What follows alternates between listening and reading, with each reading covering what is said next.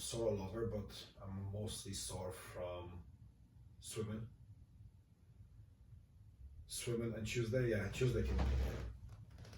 You're already run down. Yeah. Like my nervous system is wrecked. Yeah. Completely wrecked. And now I was thinking today, I was actually in dentist, walking back, and I said to myself, oh, I might actually, there's a nice, beside on the front of Campbell College, seems like it's a wee green road for like a wee runs, like a park run. So I might go there and try to do 5k again. Just to come back and say I haven't done 5k in about 3 weeks or 4 weeks, so like no chance. Yeah. Probably shit myself. Well, yeah.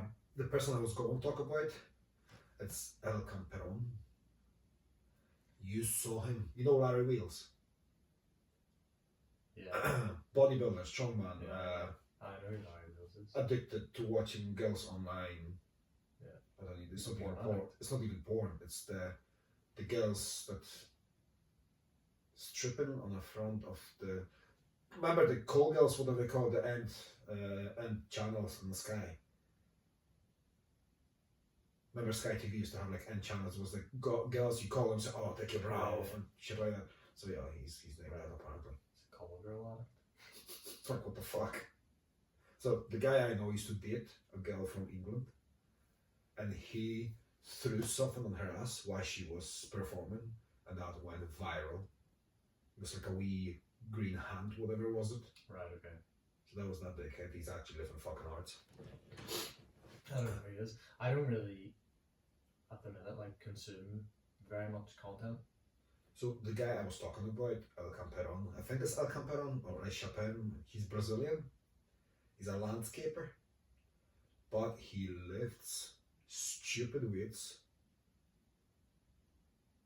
But really, he doesn't lift anything. Yeah. His squat is that deep. Right, okay. So he'll pack like 350 kilo on a bar, bending, 3 belts. So he's just like ego lifter. Not even, he doesn't fucking lift it. Yeah, no, but in his own head, he's probably just like.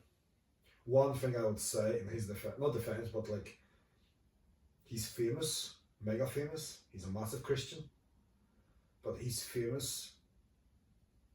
One thing in his defense, I would say, he can grab 4 plates and hold 4 plates and walk with them. I'm like, that's impressive. Big hands. Fuck. I'd never see him. So he will, what was bench 250? I'm like, fucking hell. That's years. To his chest?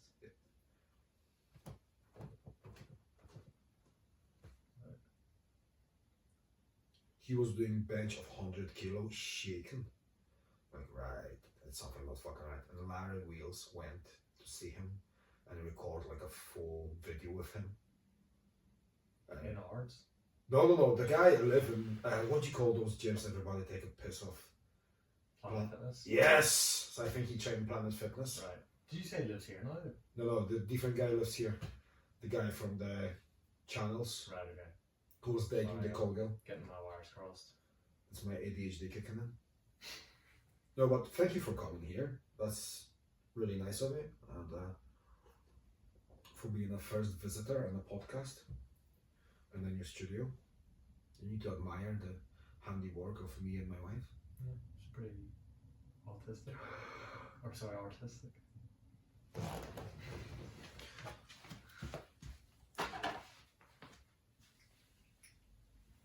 Fuck up to do that now.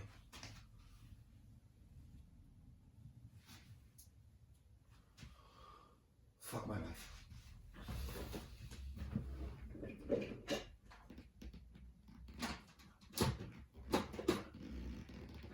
What did she do? It's not even plugged in, is it? Oh, your sister did something? Of course she did.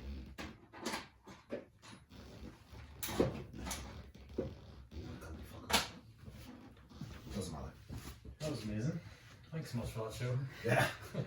So we have lights all around it Right. that change colors and flashing and like purple, green LED lights. 21st century, welcome to it. Yeah. The reason why you're here, especially as the first visitor, guest. The first, I thought there's a lot of Here. people done this. Not here. That's the first podcast from the office, from Right, the studio. okay. I traveled around the gyms. Right. So I went like Lima Valley, Arts, Bangor, you name it, the gyms. So I was going to visit people and do what they did. First home podcast. First episode. And it's plenty to go because so many people want to go on. Yeah. It might not be very popular, but it's the people who watching it, they actually enjoy it, that makes sense. Yeah. They want to watch it, not because it's, oh, let's watch something else or find it. People have to look for it because it's not so popular. But yeah, but people who are interested, most people I know that watching that podcast, they're like either fighters or lifters. And you bring the new light to it. You actually open my eyes how important. It's not physical therapy. It's like what are you doing to me? Well, Except fucking me up, like. put it this way, like you put all your resources into one basket. Yeah. All your eggs into one basket, which was like basically strength. Anytime I watched your training or we talked about training, it was always very like one dimensional. You're moving at one speed. It's always forwards, backwards, up or down. There was never any variability. So like you didn't go outside of what we call the sagittal plane. What? Sagittal plane. Sagittal. It's a fancy term for forwards, backwards, or up and down. Why you can't just fucking use that word? Just educating, you know. So what we've done is essentially like add variability. So we've gone like side-to-side movements and rotational movements and a combination of the above. So we've exposed you to variation, which is a pretty important principle, especially when you fight. Like you get yourself in all kinds of weird positions. So you want to be strong everywhere.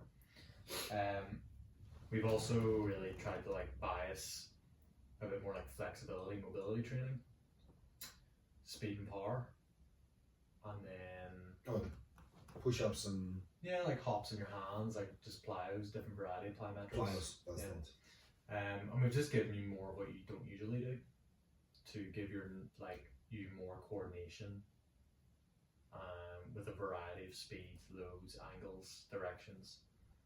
Because I think, like, my wife, your sister, she can clearly see my body changing. My body changed drastically since we met. Mm. Like, I look like a different human. And I do not do the amount of training I used to do, if that makes sense. Yeah. I don't go to the gym 6 days a week and just torture myself doing the same gym bro split. What's changed? Like what? You, mainly. Since you told me, stop doing bodybuilding training. So it took me like 2 years to stop it.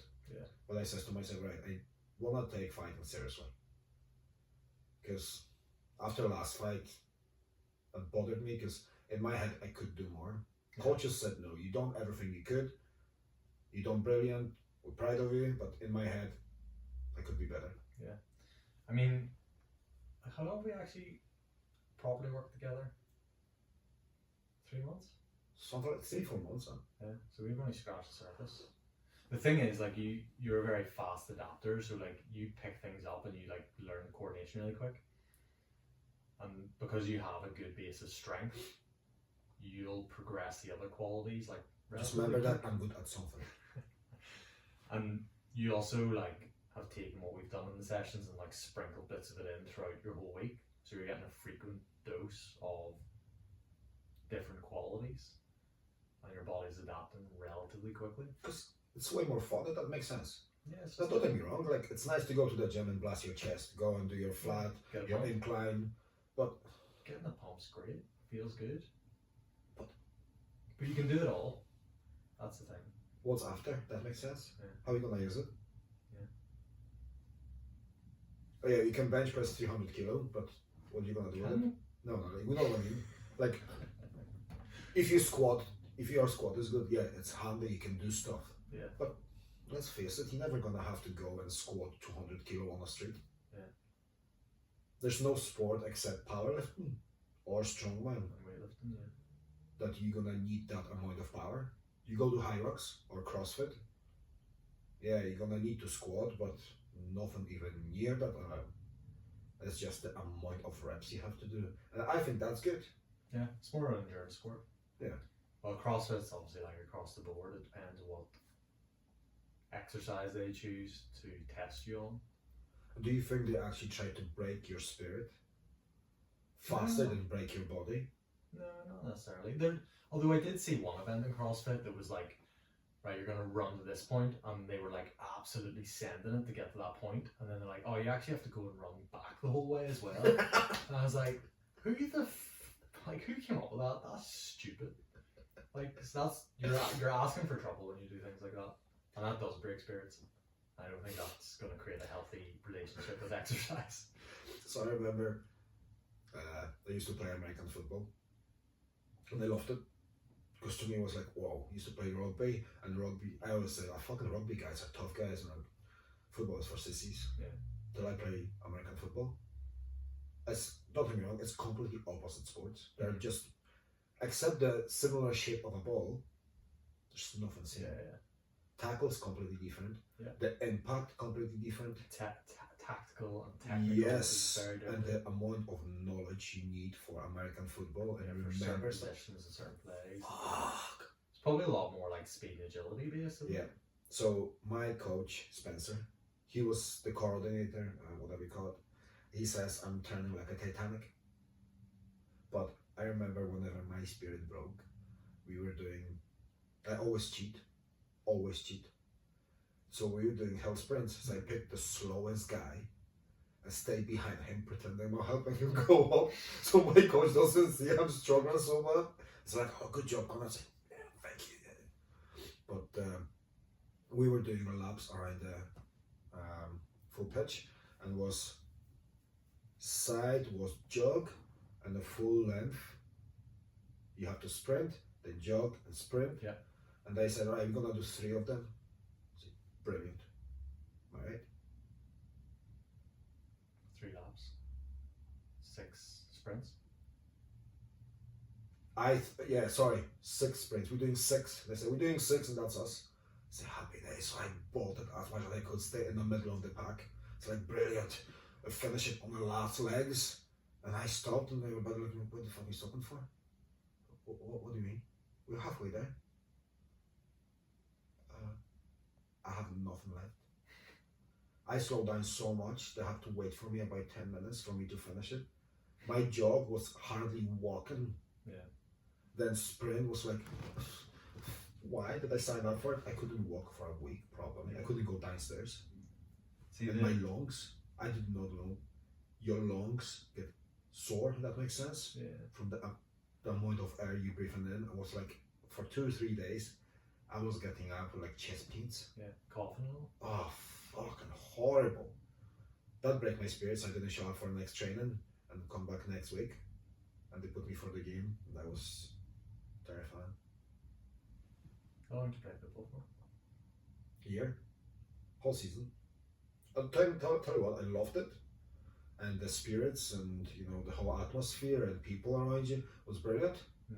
And the physical aspect of, you can walk somebody, then I can't remember what you call it. I think it's ollies or something like that. It's between 2 sets of pads. You basically roll in the front of each other. So one guy have a ball, the other have to take you down. And I was against a short, stumpy guy. Just looked like your physics teacher.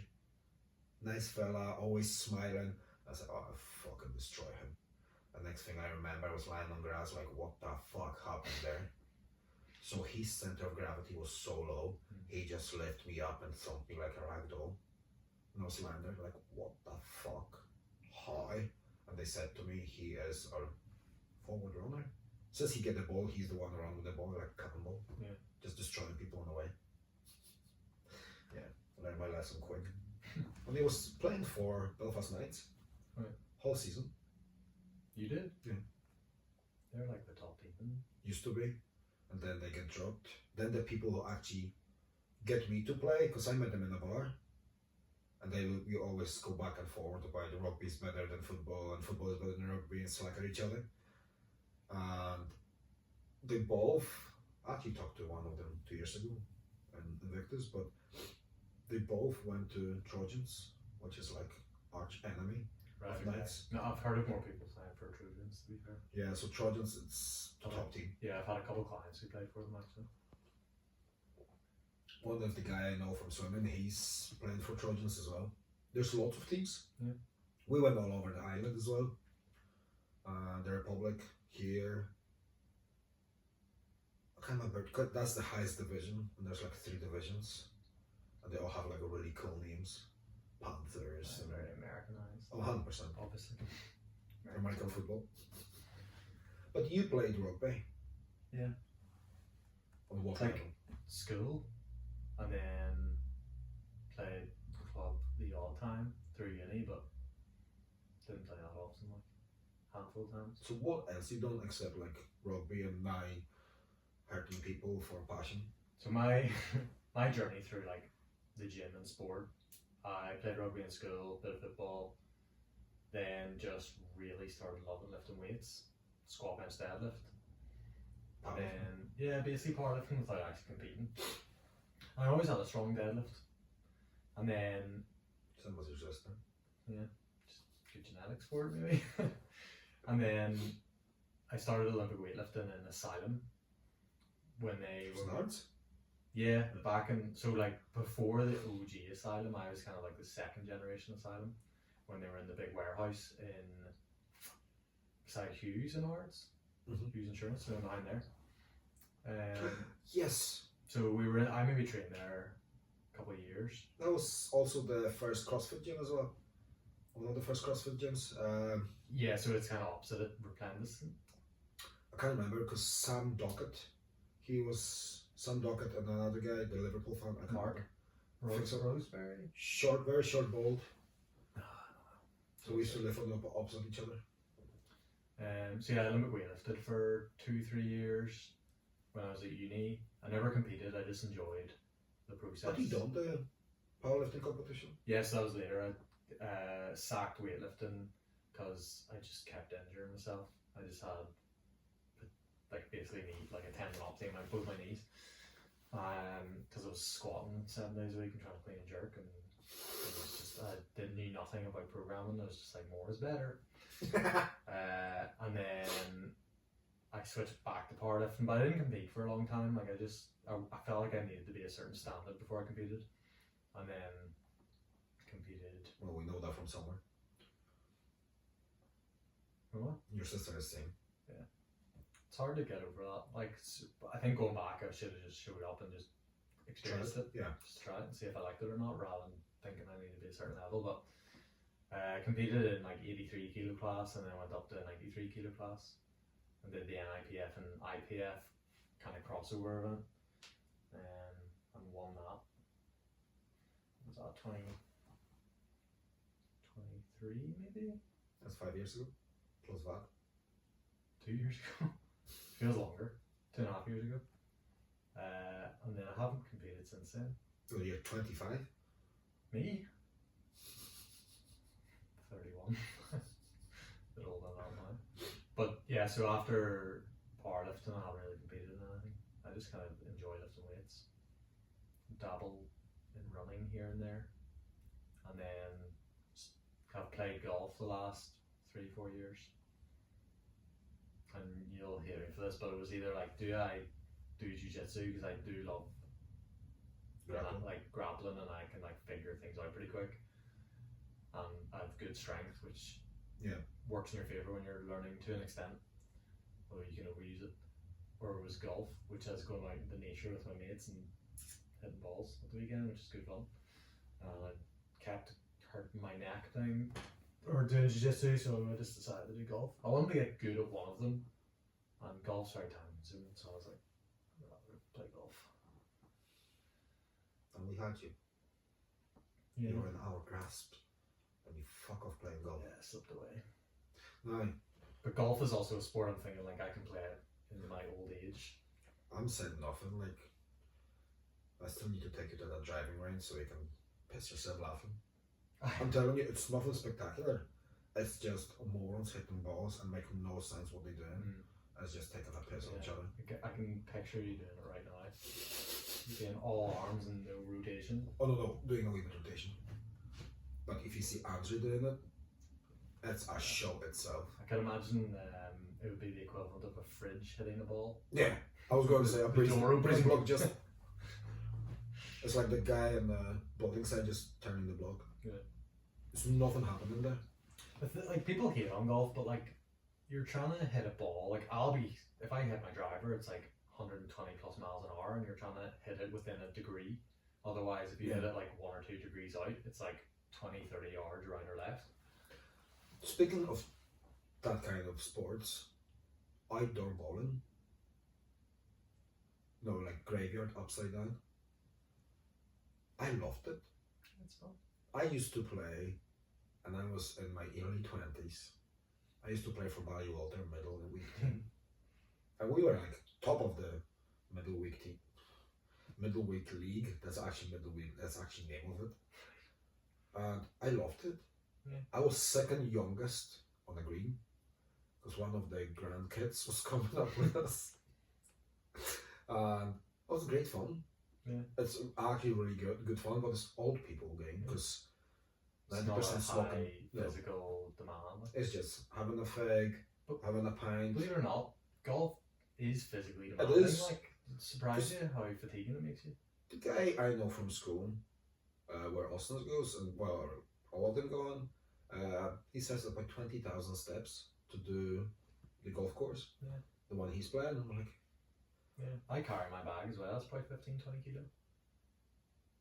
So you're carrying a 15, 20 kilo bag, and then you're swinging a golf club. I mean, it depends how good you are. I'm taking practice swings, maybe hitting 85 to 90 shots around, plus your practice swings. So you're tired after? Yeah. A good stretch for your back? Yeah, it's good for your head, getting out. You also do the opposite thing and make you really frustrated. Some days you just can't hit a friggin' ball. See, that's why you have to take it like we do. Same way. Just don't think about it. Just hit it. If you hit it, you hit it. If you don't, we'll give a shit. Yeah. And then one of them going backwards. Happens. Andrew managed to, well, I think all of us, he managed to hit instead of the ball going on the side and went straight ahead, points off the wall and come back at us. Happened last time I went to driving range. My mate Paul, who does play golf, got under the ball and it bounced straight up and then bounced behind us and then bounced into another person's bay. And that's the moment whenever you realise they're heavy. And if you get hit, right, you feel it. Oh yeah, it hurts. What is it inside? Some kind of elastic compound. Because when you hit it, the ball compresses and then it kind of like... I actually see that. I think I see the same video of the slow-mo. Yeah. My dogs used to chew them. So whenever I live in Ballywalter, I had 2 staffies. And Coma loved them. So if you threw it, she would go grab it and then she tried to rip it apart. Take like 10 minutes. The cricket balls, same. Yeah. Take about 20 minutes to rip them apart. Impressive dogs. But golf balls were hard as hell. I've always thought it's like a steel inside. Yeah. But yeah, that's basically my sporting background. So why did you start at physical therapy? Initially I thought about being a personal trainer. You were as well? Yes. To a certain extent. Yeah. But I was decent in school. Like, I'm relatively clever, I think. Yeah, you are. So I kind of wanted to apply myself a bit more. Plus, you're explaining stuff very like easily. my dad actually recommended, he's like, have you ever thought about being a physio? And I was like, well, what is a physio? And it was like sports injuries, working with teams. I was like, oh, that sounds pretty good. Mm-hmm. Thanks, funky like that. To your benefit. Imagine how much money I saved.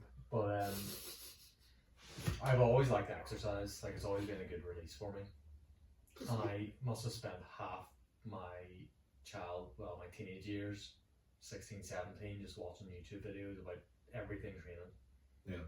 So, if you ever watched Scooby back in the day, Scooby-Doo. No, but like he's called Scooby, the but- natural bodybuilder training in the yeah, house. he's from like Florida or something. With huge chest, Yeah, like massive he was pecs. like the OG influencer of me.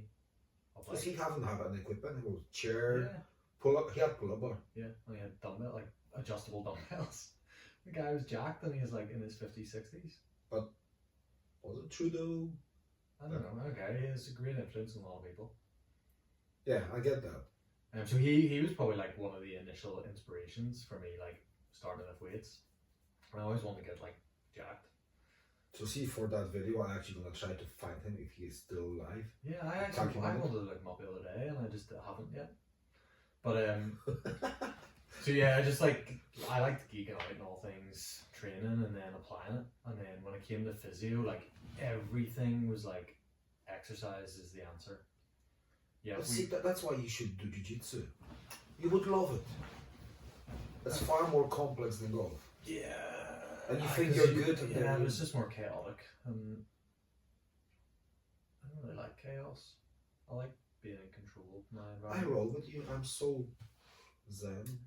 I know, but see, when you're paired with other beginners, like the main reason I stopped last time, I got paired with another beginner who told me he powerlifted, and I was like, right, well, let's try not to like use our strength, like let's try to flow and like be relaxed. Yeah. And like, I was still at that stage where I was like, you know, he has me in an awkward position, but it doesn't feel that bad, you know. And then he just yanked my neck and felt like pop up in my neck, and just ripped my head off, and like my neck was in bits for weeks, and it was like I ride a motorbike and like trying to get my helmet on, I was like getting the helmet on like every time, and like riding home from there I was like so stiff and sore, and I was like, obviously I'm self-employed, so like me trying to work with people, like I couldn't freaking lift my arms over my head. Yeah, I had to like move people about and do the all like hands-on stuff, and then show people exercises. Like it kind of like impacting my work, and if I can't work, I can't make money. Yeah. So it was kind of, that was like a big deciding factor in it for me. So did that experience teach you more about your job? Like I've had my fair share of pain and injuries, but yeah, it does, like having that little refresher of like, oh, that's what pain feels like and that's how debilitating it is. It helps you be a little bit more like empathetic towards people who are coming in pain. And it's like, I've been in your shoes and know what it feels like to an extent. Like Obviously, a new learning curve? yeah, because when you can empathize with someone and they see that, it builds trust. And when you have trust and you show them the process of how you're going to progress through a treatment plan or rehab plan, they get buy-in. And with trust and buy-in usually comes accountability and honesty through the process. So then you're like, you can just apply things a lot better, essentially, and get a better outcome. And then you get your grade A client who is like, loves you, loves the work you did, you've helped them through a hard time, you've helped them. Usually when I finish with someone, I want them to leave stronger and fitter and more capable than when they first came in. And that's how you never want me to leave. Well, you can now, marry my sister. You are stuck, my friend. No, like honestly, I can sweet talk you as much as I want, but the difference you made, my English is shit I'm today. continuing to make. And yeah, like the exercises engage me. I always thought to myself, oh, physio, we go get ting. I need to change the way I explained your profession. So like the typical narrative that people have is that physiotherapy, Rob you. you go and you get a massage, and the massage is the thing that's going to fix you. It's so much more layered than that. Yeah. Like human beings are super complex, and how we need to break this down is through models of understanding, because we're so complex that there's factors that we don't know about that can impact how you experience pain or how you may recover from an injury. So like we need to take into consideration like past injuries, their job, how old they are, medical history, training history, how fit they are, what is their current capacity for movement, So like, what's their strength like? What's their range of motion like? What's their coordination like? Do they have speed and power? Do they have endurance? What's their mental health like? What's their social life like? What are their current habits and lifestyle factors? And we want to just try and get as much information as possible to try and figure out, like, how can we implement a strategy that is going to create positive change and make that person feel better. Yeah. And Not sticky plaster on just yeah, so like what a massage will do, like it's gonna fix you from now. well, what is fixing? Like no one's actually broken, right? Yeah. To an extent. Take Right? the So pain away for a wee bit. possibly, but might not even. Essentially what hands on, as soon as you touch your body, your brain is getting an input from the sensory receptors. So there's some in the muscles, there's some in the skin, there's different receptors all through the whole body. And when you stimulate them, that input will potentially reduce your pain experience because it's just another sensation that your brain has to process. But what it can also do is when you're in a place where you're relaxed, you're lying down, it's kind of meditative, people are like rubbing you, it's like your nervous system is starting to relax, which can, when you have an injury or in pain, the chances are you're in a state of fight or flight. You're holding tension, you're breathless, struggling to sleep, not digesting food very well. You're not really in a state that allows you to recover. So the first thing we want to do when someone's in that state is actually down-regulate their nervous system. Yeah, you told me to stop drinking fucking coffee. And caffeinated tea at 9, half 9 at night. Because that's going to upregulate your nervous system and therefore reduce your quality of sleep. So if you can just make a simple swap of caffeinated tea in the evenings to decaffeinated tea, I would like to think that your sleep quality will improve and you'll get to sleep quicker and you'll maybe wake up less often in the night and you'll probably not need to wake up to pee. See, since I get that book, we were talking about the effortless sleep method. I haven't read that like that. Whenever I finish, I give it to you.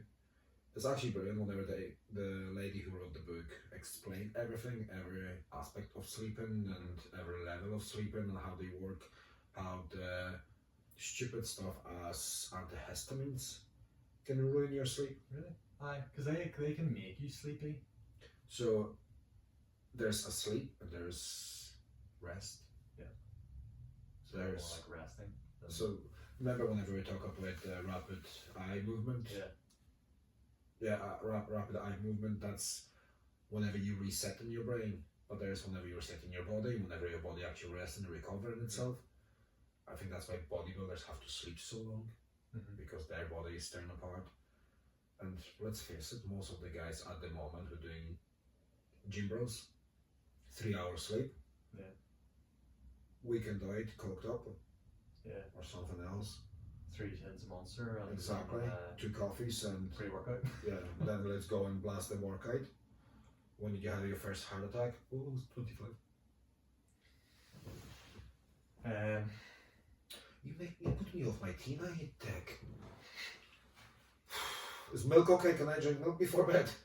Yeah. Well, I'm pretty sure like a rule of thumb is not to eat too close or drink too much close to bed. Yeah. Well, I should have it today. Because like take my antibiotics. When you input something that your digestive system has to process, like that is another process for your body to have to manage. Yeah. That's not actually true resting. So like when you go from fight or flight and you down regulate your nervous system, which my recommendation to people is practice breath work or get out into nature. Now certain types of breath work. You were doing that whole thing about breathing. That's not a course, that whole seminar, was it?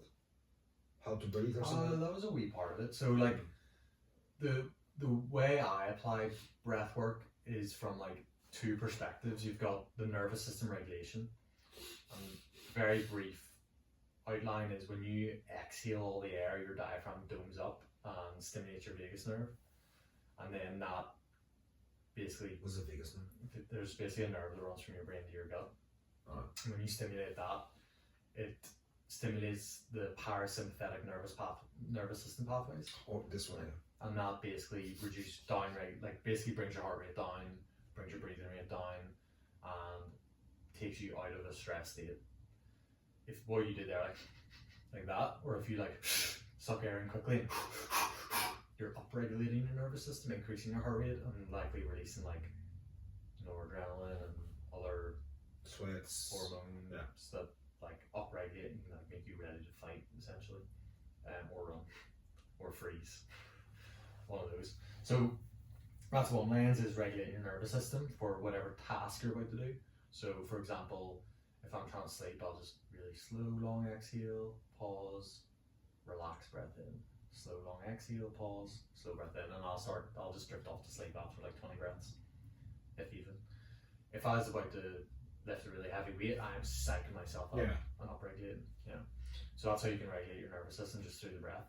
The second down regulation thing I'll use or tell people to do is go out and walk in nature, because when you go out into nature, it has a down regulating effect on your nervous system and helps de-stress you. What's the everything as well? Yeah, grounding can as well. Grounding, sorry. Getting your feet in the ground. Apparently it can as well. That is really nice. Like, I always laugh people who hog in trees, but apparently that helps. Yeah. Swimming. I always find water being very calming for me. Yeah. Again, just sensory input. You're stimulating lots of nerve endings, which is just a good stimulus for your brain. But stimulus like, let's say touch, touch Yeah. can go other way. Like powerlifters before get freaking wall up in the back, like, and stuff like that, and slap in the face. It's upregulating. There's an application to it, but that's my two things I would talk about: down regulation, nervous system. Sorry, I was actually talking about two categories for the breath. I got distracted. I'm doing your ADHD thing. The furthest thing from ADHD, like. So one is nervous system regulation. The second reason I'll use breathing is for trying to get movement through actual like biomechanics. So when you breathe out, diaphragm pulls up, rib cage compresses, pelvic floor domes up as well, because it kind of follows your diaphragm. So that's a compressed state. When you're in a compressed state, it basically like just gets everything to move in, and it's good for like force production in a way. You throw a punch, or like you breathe in and then clamp down to brace. The other complete opposite end of that is expansion. So an inhalation, which flattens the diaphragm, pulls it down, pushes the pelvic floor down, and it gets all the ribs to open up. And this can have an effect on how much the whole pelvis, the whole rib cage, the shoulder blades can all move essentially. And it'll be the first thing I do with people who are generally stiff, is just full inhale, full exhale, maybe get the shoulder blades moving, maybe integrate a little bit of pelvis movement, just to explore those movements, because... And then you make them to hang. Yeah, I mean, we're just basically exploring movements that maybe you haven't tried or thought about. I'm just looking to see, like, can you do it? And do you have this, basically, do you have the skill and coordination to do it? Do you have the strength to maintain that position against gravity in different positions? And then we'll start to layer those thoughts and skills into your bigger patterns. So like hinges or squat patterns. But now you have a better awareness of where your pelvis is in space, where your rib cage is in space. And where my toes are. Yeah, and then we can manipulate your position more effectively to target certain tissues. So if you have a weak area. And we now know what's the difference between knuckles and fingers. Yeah. Yeah. But these are all like simple movement skills and body awareness. And when we layer this stuff into the bigger things, like a phrase I love, I learned it off a guy, Jordan Shallow, who is just a complete weapon when it comes to biomechanics and movement and application of exercise. He's called the Muscle Doc on Instagram. He used this phrase that's just stuck with me for years, and it's the small things don't add up, they multiply. So if you do lots of kind of like nuancy things, like things that may not look like they matter, but over a long period of time, you're going to get like, that's going to make a big difference over years. Simplified idea will be wax on, wax off. Like very simplified. Getting very good at the simple things. Yeah. And then layering those into more complex things over time. Alright, so it's more complex. I thought it was like, the simple movement. Yeah, but it's like you're learning the simple pelvis Yeah. position, and then we're then applying that to a bridge or a squat or a hinge. Or what was it? Better to crab. And we started really simple, where because of your elbow you could barely even weight bear on your hand, and then we added complexity by adding bigger movements and shifting your weight through your hand in different directions until you could do that with no hesitation, and then it was pain free. And then what we did is we layered in speed and Movement up and everything. No, but everything we've done in the past 3 months or 4 months, whatever it is, like, I can see how my game changed.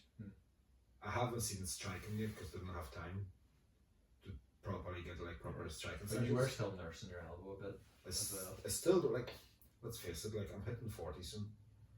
I'm young. I'm helping myself with magical juices. So my body doesn't recover as the youngsters. Yeah. So But now you're training smarter. yes. Like you're training in a way that is going to, like when you have more variety and variability, you're training everything in your body more evenly, so you are less likely to have a weak point. You're evenly distributing load through the I'm body. careful, if that makes sense. I'm way more careful and cautious what I'm doing. We want to maybe get away from that though. Wow. Because if you're careful and cautious, you're guarding. Sorry, not to that point. Like, I wouldn't do some stupid stuff like, I don't know, like in grappling and start grappling with a guy. So like 3 times my size, 3 times my strength, and try to go full pellet on them, and just like take my time and think what I'm doing. If that's uncomfortable, I try to move myself away. We're a bit more conservative. Yeah, conservative. Sounds like Politics. I was going to say American political party. It's not good at that. I know nothing about politics. Nah, I don't like politics. They're all Apparently, wankers anyway. you're not allowed to speak in occasions about politics because it's bringing bad emotions. Actually, I can sense it. Yeah, there's too much shit going on in the world. Right. Thank you very much. Pleasure. That's a first time. To getting home to some soup. Yes, that's a first time. But there will be many more. I mean, like we've just scratched the surface on some of these topics so far. That's the whole point. That's Yeah, the whole idea of this service, of this podcast. It's the studio was created for that. Like I imagine, like a lot of the ones who watch this, like you mentioned, are fighters and people who lift weights. Like from a weightlifting perspective, like I've kind of done most of the major sports within the weight training. Like I haven't bodybuilt. I just don't have the genetics and I don't want to take care. But like what I've done is looked at like what are the best people in the world at their respective skills doing and their respective physical qualities. So like what are the real flexible guys doing? What are the powerlifters doing? What are the best weightlifters doing? What are the best bodybuilders doing? And I've just taken a little bit of this, a little bit of that, a little bit of that, and applied it to my understanding of principles and my own model. So the game changer for me was a guy, Dr. Pat Davidson. I did a mentorship under him that was creating your own training model. And essentially say like I wrote down everything I know about training, like literally everything. I just dumped it into an Excel file or whatever. You did the same thing, Vicky did the same thing, Andre did the same thing. Every person you know did the same thing. They all wrote down all their knowledge and understanding of how to train. We bring all that together and we have the information that is most likely to be true. Yeah. Right? Because it's so complex, like we don't know what works. You have some things work for some people, but you can like I was just about to say everyone's different. Yeah. But if we all came up with our own individual models and applied them together, that's most likely going to get the best results. Yeah. So whenever we sat down as a group and like we're people in America and stuff, we're going through all this stuff, like we all broke down our own models and then looked at each other's and took the best bits from each other's, and it made me really delve deep into everything you could think of with training, from like the type of sets you do to exercise selection to the type of periodization you use, and you just went really deep and hard into it, like. And that was probably the thing that made me truly understand the application of exercise and how to coach better. And you still learning? Always. That's a brilliant thing. Right, let's go and grab some food. Thank you. And thank you for fixing me. Pleasure, Brucey.